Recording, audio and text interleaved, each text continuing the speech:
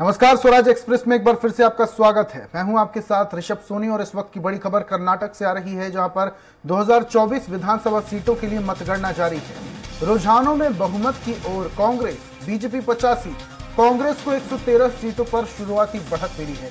JDS को 20 सीटों पर बढ़त दिख रही है। शुरुआती रुझानों में बीजेपी कांग्रेस में जोरदार की टक्कर। शुरुआती रुझान के आते ही दिल्ली के कांग्रेस दफ्तर में जश्न का माहौल शुरू हो गया है। बड़ी खबर कर्नाटक से आपको बता रहे हैं। आपको बता दें कि कर्नाटक में विधानसभा चुनाव को लेकर मतदान हुआ था और आज मतगणना शुरू हो चुकी है। सुबह 8 बजे से मतगणना शुरू हो चुकी है और यहां पर शुरुआती रुझान भी आना शुरू हो चुके हैं। शुरुआती रुझान में कांग्रेस अपनी बढ़त बनाए हुए है। आपको बता दें कि यहां पर कर्नाटक में एंटी इनकम्बेंसी देखने को मिल रही है। 34 साल में लगभग एक भी सरकार रिपीट नहीं हुई है और ऐसा ही कुछ रुझान यहां पर शुरुआती दौर पर देखने को मिल रहा है।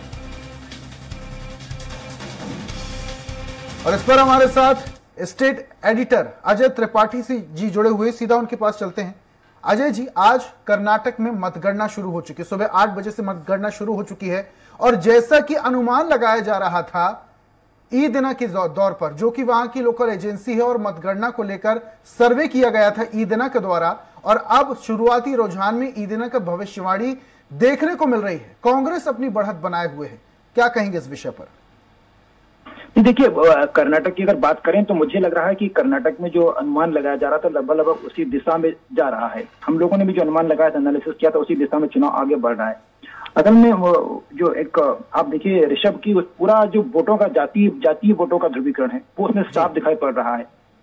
बीजेपी का अपना जो वोट बैंक था, लिंगायत वोट बैंक होता है, लिंगायत जाति के लोग होते हैं, लिंगायत समाज जो है वो लगभग 56% वहां पर है और 56% में एक बड़ा वर्ग जो होता है वो बीजेपी की तरफ होता है। लेकिन जिस तरह के सरकार में भ्रष्टाचार के आरोप लगे, चाहे येदियुरप्पा रहे हों, उसके पहले तमाम जिस तरह की बातें हुई, तो एंटी इनकम्बेंसी मुद्दा वहां पर करप्शन बड़ा मुद्दा हो गया और करप्शन बड़ा मुद्दा होने की वजह से ये जो उनका अपना वोट बैंक था वो वोट बैंक दरका है और 56% में से अगर कम हुआ है तो उसमें जाकर के कांग्रेस को मेरे ख्याल से ऐसा लग रहा है, इससे साफ लग रहा है जिस तरह रुझान बढ़ रहा है, कांग्रेस 118 के लगभग पहुंच चुकी है और 113 में उसको बहुमत मिल जाएगा। तो मुझे साफ लग रहा है कि ये लिंगायत वोट बैंक जो होता है उनको निकला है।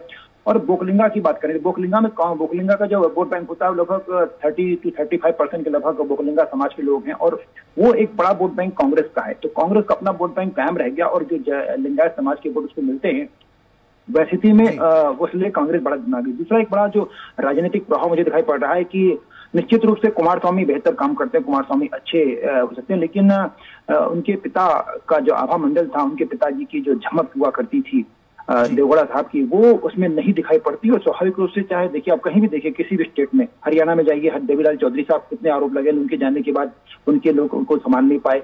आप सिर्फ एक व्यक्ति बीजू पटनायक को छोड़ करके, नवीन पटनायक को छोड़ करके, जो बीजू पटनायक के पुत्र हैं, उनके अलावा बड़े नेता जहां जहां पूरे मध्य प्रदेश, पूरे हिंदुस्तान में जितने स्टेट्स हैं जहां इस तरह की परंपरा के वोट थे, राजनीति होती थी, वहां कोई संभाल नहीं सका और वही स्थिति यहाँ पर भी हुई। और इसलिए जो जेडीएस का वोट बैंक होगा वो कांग्रेस को शिफ्ट हुआ है और स्वाभाविक रूप से कांग्रेस में बढ़त हासिल कर रही है। बिल्कुल अजय जी, आपसे ये भी समझना चाहेंगे, अगर हम इतिहास को उठाकर देखें तो लगातार कर्नाटक में कांग्रेस की जड़ें मजबूत दिखाई देती थी, लेकिन पिछली बार बीजेपी ने सरकार बनाई और तमाम मुद्दों को उछालते हुए सरकार वापस से बनाने का दावा भी किया।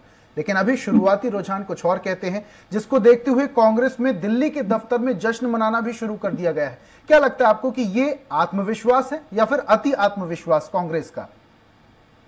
निश्चित रूप से कांग्रेस का एक कॉन्फिडेंस। मैं जो आपसे बात कर रहा था कि कर्नाटक जैसी स्टेट में दोनों पार्टियां, देखिए बड़े एक अच्छी मजेदार बात कह सकते हैं इसको कि दोनों ही पार्टियां एक दूसरे पर जब आरोप लगाती हैं तो करप्शन के मुद्दे पर हो जाता है।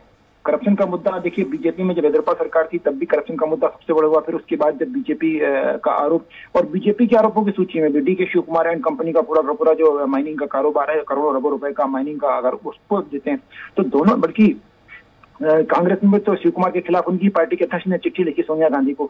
ये तमाम बातें, तो वहां करप्शन एक बड़ा मुद्दा बन जाता है और जो पार्टी करप्शन में आरोप लगाने में हाथ हो जाती है वो आगे हो जाती है। और दूसरा जो वोट बैंक है उसमें निश्चित रूप से एक बाकी जो ये वोट बैंक है अपना, आपका दलित वोट बैंक को, चाहे लिंगायत समाज के वोट बैंक हो या बाकी अन्य समाजों के, वो दलित वोट बैंक जो है वो कई बार शिफ्ट होता है और बीजेपी का बड़ा वर्ग में 45% के लगभग बीजेपी की तरफ शिफ्ट होते हैं। लेकिन कांग्रेस का जो मुस्लिम वोट बैंक है कांग्रेस का मुस्लिम वोट बैंक एडजस्ट हो जाता है। और इस बार जैसा मैंने आपसे कहा कि देवगढ़ा के कमजोर पड़ने से कुमार स्वामी उतना बेहतर परफॉर्मर नहीं है, और एचडी देवगढ़ा साहब के कमजोर होने से ये वोट बैंक जो था वो स्वाभाविक रूप से कांग्रेस की तरफ खिसका है, और इसलिए कांग्रेस को ये फायदा मिलता दिखाई पड़ रहा है। जी अजय जी, आपसे एक बात और समझना चाहेंगे, कांग्रेस और बीजेपी में यहां पर जमीनी स्तर पर कांटे की टक्कर देखने को मिल रही है, लेकिन जेडीएस की भूमिका को आप किस तरीके से देखते हैं?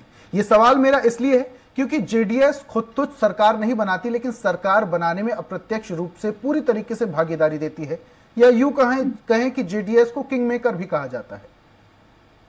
नहीं, अब हम किंग मेकर की बात ना करके देखेंगे एक किंग कैसे किंग मेकर बन गया। इसी जमाने में जनता दल एस जो हुआ करता था वो किंग हुआ करता था।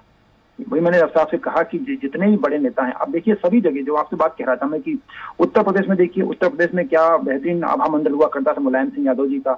उनके पुत्र अखिलेश यादव ने पहली पारी तो बहुत अच्छी खेली, लेकिन उसके बाद पार्टी का ऐसा खात्मा होने लगा कि धीरे धीरे पार्टी हाशिए पे चली गई। आप ये देखिए हरियाणा में देवीलाल चौधरी साहब का बड़ा आभा मंडल था, वो हारे या जीते बड़े नेता हुआ करते थे, और फिर उस समय को राष्ट्रीय लोकदल जो था, राष्ट्रीय लोकदल स्वाभाविक रूप से बेहतर काम कर रहा था। लेकिन उनकी बात की पीढ़ी ओम प्रकाश चौटाला जी आए या बाकी लोग जब आए, अजीत चौटाला, तो उसको उसने बढ़िया परफॉर्मर नहीं बन पाए। आप बिहार में चलिए, लालू यादव का अपना एक छत्रराज हुआ करता था। लालू यादव जो उनकी दूसरी पीढ़ी थी वो आपस में लड़ झगड़ के कर दी, और पार्टी की हालत आप देख रहे हैं क्या स्थिति बनती जा रही है। जैसे मैंने आपसे कहा कि सिर्फ एक स्टेट छोड़कर कि बीजू पटनायक ओडिशा में, उस सत्ता को उनके बेटे नवीन जी ने बहुत बेहतर ढंग से उसी अंदाज में संभाला है।